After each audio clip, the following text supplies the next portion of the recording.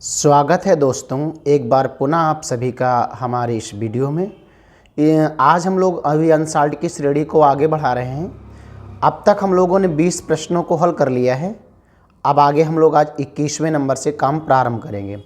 तो चलिए 21वें का प्रश्न क्या लिखा है। एक घन का आयतन 1331 घन सेंटीमीटर है। इसकी प्रत्येक भुजा का मान बताना है।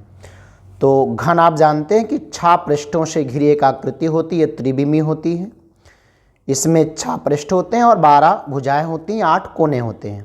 तो इसने आपसे प्रत्येक भुजा पूछी, तो आप मान सकते हैं कि माना घन की प्रत्येक भुजा स्मॉल ए है। ऐसा हमने मान दिया कि घन की प्रत्येक भुजा स्मॉल ए है। तब आपको क्या लगाने का तरीका क्या होगा। आपको घन का आयतन दिया है, तो दिया है घन का आयतन। घन का आयतन आपको कितना दे रखा है, 1331। और हम सभी लोग जानते हैं कि घन का आयतन भुजा क्यूब होता है। तो भुजा क्यूब का मतलब चाहे ए क्यूब लिख दीजिएगा, क्योंकि आपने भुजा ये मान लिया है। तो ए क्यूब बराबर 1331। अगर आपको केवल भुजा निकालनी है ए, तो ये वाला जो क्यूब उधर क्यूब रूट यानी घनमूल बन जाएगा। तो ए बराबर 1331 का घनमूल। अब आप इसमें घनमूल का मतलब त्रिक बना दीजिएगा। इसके फैक्टर करेंगे तो 11, 11 और 11 3 बार होगा।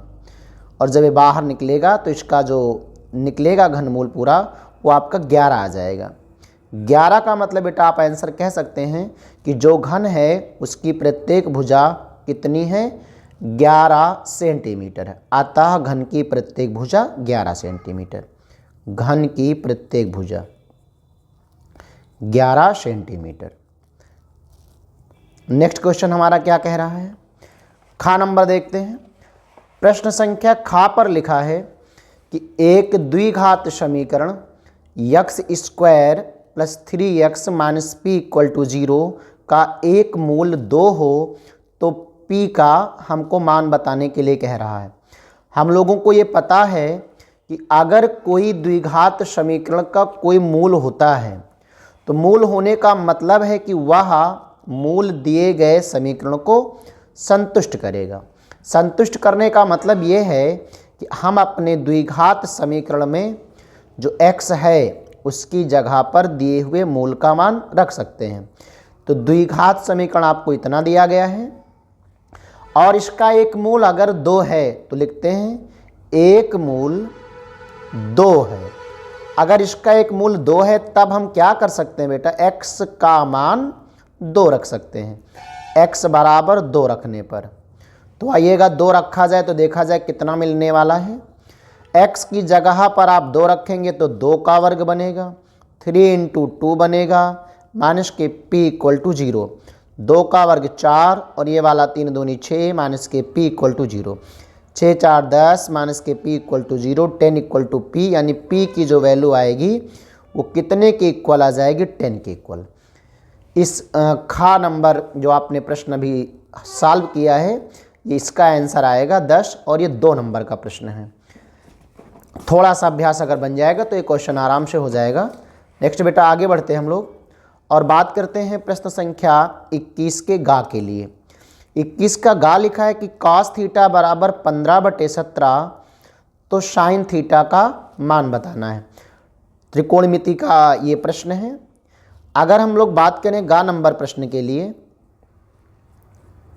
तो कैसे लगाएंगे आप, दिया है आपको कि cos थीटा की वैल्यू 15/17 और आपसे साइन थीटा पूछ रहा है।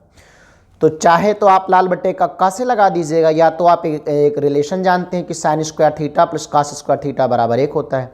कास है तो साइन निकल आएगा, साइन है तो कास निकल आएगा रिलेशन से। बाकी अन्य कोई आता है तो उसके लिए ज़्यादा सूटेबल यही कि आप लाल बटे कक्का लगा दिया करें। तो चलिएगा लाल बटे कक्का से अगर आप इसको चेक करेंगे तो ये वाला हमारे पास क्या है, आधार बटे कर्ण। पहला साइन, दूसरा कास टैन और ये वाला काट, ऐसे सेक और ये कासेक। तो आधार बटे कर्ण है। आपको लंब नहीं पता है, आप पाइथागोरस प्रमेय लगा देंगे। तो पाइथागोरस प्रमेय के अकॉर्डिंग कर्ण का वर्ग बराबर लंब का वर्ग प्लस आधार का वर्ग हो जाएगा। तो इसमें से जो एक वैल्यू आपको नहीं पता वो पता हो जाएगी। कर्ण की वैल्यू 17 का वर्ग, लंब आपको नहीं पता है, लंब की जगह पर लंब रहने दीजिएगा, और आधार की वैल्यू 15 दिया है।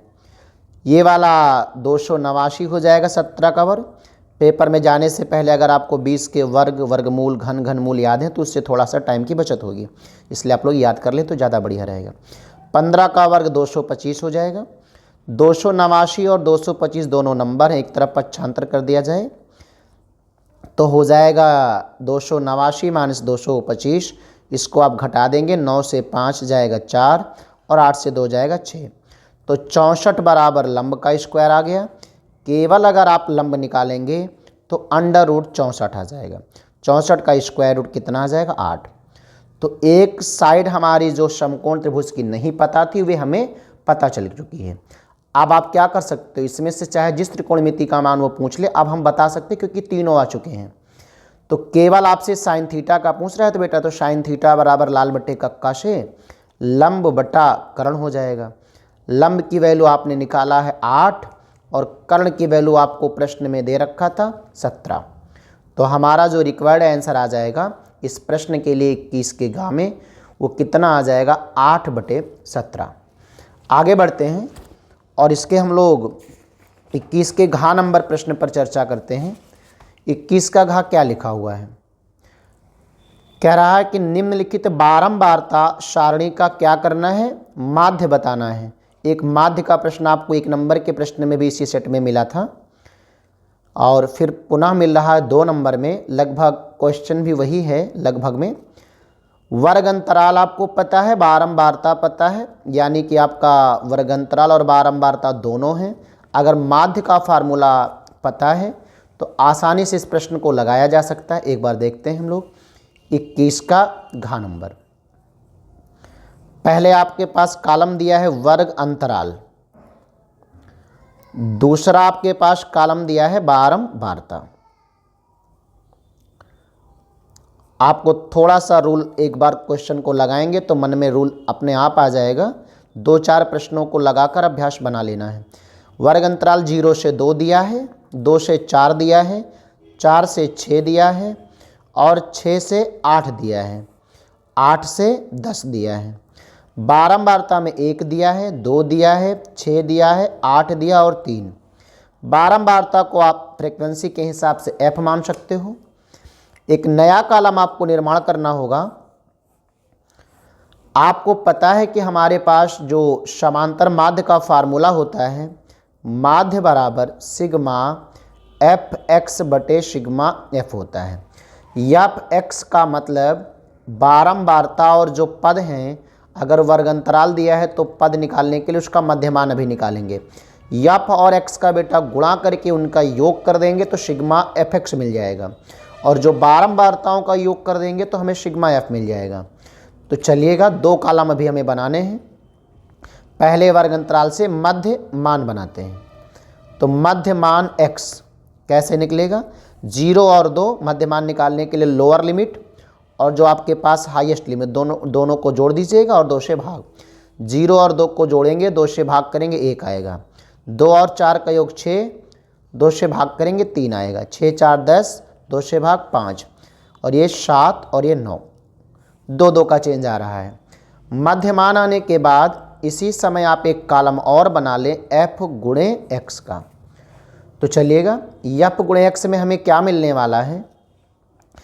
ये वाला f, ये वाला x है, गुणा करवा दीजिएगा। 1 को 1 में करेंगे 1, 2 को 3 में करेंगे 6, 6 पंचे 30, 8 सते 56 और ये वाला 9 त्रिक 27।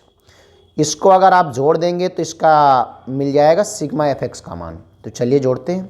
इकाई के अंकों को पहले जोड़ लो। 6 1 7 और 7 को 6 में और जो 7 में 6 और जोड़ दीजिएगा 13 और 7 20। 2 हासिल आएंगे, 2 3 5 5 10 2 12। तो सिग्मा एफ एक्स का मान बेटा 120 आ गया है। ऐसे ही आप सिग्मा एफ का मान निकाल दीजिएगा। 2 1 3 और 6 3 9 8 17 3 20। सिग्मा एफ का मान 20 आ गया। अब आप अपने फार्मूले में रखकर अपना आंसर पाएंगे। सिग्मा एफ एक्स का मान 120 है और सिग्मा एफ का मान केवल 20 है। ये 0 कैंसिल आउट हो जाएगा, 2 छंग 12।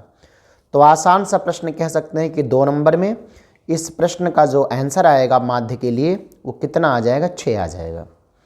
नेक्स्ट हम लोग बढ़ते हैं 21 के अंगा नंबर प्रश्न पर। तो 21 का अंगा क्या कह रहा है प्रश्न, बिंदुओं माइनस के 3, 10 और 5, 4 को मिलाने वाले रेखाखंड के मध्य बिंदु के निर्देशांक ज्ञात करना है। बिल्कुल आसान सा प्रश्न है, केवल अगर फार्मूला आता है तो डायरेक्टली इस क्वेश्चन को सॉल्व किया जा सकता है। आपको मध्य बिंदु का निर्देशांक बताना है, तो मध्य बिंदु के निर्देशांक बताने का फार्मूला होता है। एक आपको सूत्र याद करना पड़ेगा x के निर्देशांक निकालने के लिए, x बराबर x1 प्लस x2/2 और एक होता है y बराबर y1 प्लस y2/2। यहाँ से आप दी गई वैल्यूओं से x1 x2 y1 y2 आप छांट लीजिए कितना है। तो x1 का मान अगर हम लोग देख पा रहे हैं तो ये वाला -3 है, तो x1 का मान -3 और y1 का मान प्रश्न में दे रखा है, y1 का मान 10 है, x2 का मान 5 है और y2 का मान 4 है। अगर आप इसमें रख देंगे तो आपको x का कोऑर्डिनेट मिल जाएगा, x1 का मान -3, x2 का मान 5 और बटे में 2। इसको कैलकुलेट करेंगे तो 2/2 यानी x का मान 1 आ गया। बिल्कुल ऐसे ही आप y के लिए काम करवा दीजिएगा कि y का मान कितना निकलता है। देखते हैं y बराबर y1 प्लस y2/2। तो y1 की वैल्यू 10 और y2 की वैल्यू दिया है 4/2, 14/2 यानी 7। x का मान आपका 1 आया, y का मान 7 आया। तो आप बोल सकते हैं अपनी लैंग्वेज में कि अतः मध्य बिंदु का जो निर्देशांक आएगा, पहले x का फिर y का निर्देशांक लिखते समय, तो 1, 7 आएगा बेटा। ये आपका प्रश्न संख्या 21 का अंगा है। अब हम लोग बात करते हैं अगले प्रश्न की और सॉल्व करेंगे हम लोग 21 के 4 नंबर पर। 21 का आखिरी प्रश्न है ये। तो 21 के 4 में क्या लिखा हुआ प्रश्न देखते हैं। यदि बिंदुओं -1, -3 तथा x, 9 के बीच की दूरी 13 मात्रक है तो x का मान बताना है। आपको 2 बिंदुओं के बीच की बेटा दूरी दिया है और x का मान बताने के लिए कह रहा है। तो हम लोग कैसे काम करेंगे, जब दूरी आपको दे रखा है तो बस डायरेक्टली आप दूरी वाला सूत्र लगा दीजिएगा और इसमें जो जो वैल्यू दी है उसे आप रख दीजिएगा। तो दूरी का फार्मूला होता है, चाहे आप √x2 - x1 का होल स्क्वायर करवा दीजिएगा, चाहे x1 - x2। तो पहले फार्मूला लिख देते हैं, x2 - x1 का whole square plus y2 - y1 का होल स्क्वायर। यहाँ पर आप लिख लेंगे कि आपको क्या क्या दिया गया है। x1 की वैल्यू पहले वाले निर्देशांक से -1 पता है और y1 की जो वैल्यू है वो आपको कितना पता है, y1 की वैल्यू 10 है, x2 की वैल्यू 5 है। ये क्वेश्चन जरा ये था, x1 की वैल्यू -1 है, ऊपर वाला लिख दिए थे, और y1 की वैल्यू -3 है, x2 की वैल्यू x है और y2 की जो वैल्यू है वो 9 है। x1 की वैल्यू -1, y1 की वैल्यू -3, x2 की वैल्यू x और y2 की वैल्यू 9।